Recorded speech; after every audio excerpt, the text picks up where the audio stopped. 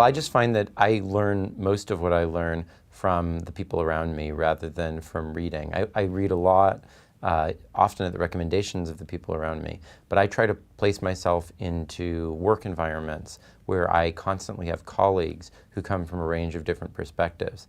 And I try to go to lunch one-on-one with these colleagues and to try to find points of contact where I can understand their perspectives and learn how they think about problems, especially problems related to those that I'm interested in.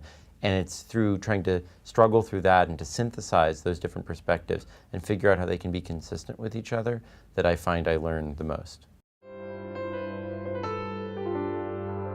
Well, I think that the truth is the world is constantly changing, and the things that we don't know, that we aren't part of our experience, are often where the future challenges we have to confront come from.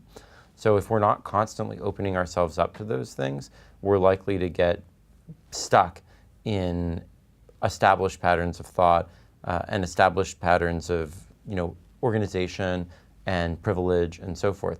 So only if we're able to constantly innovate, not just in technology, but also in the way in which we see the world and the way in which we organize ourselves socially, are we going to have a sustainable society? And learning is critical to make that possible. One thing I've been learning a lot about recently, broadly, has been the African American experience in the United States.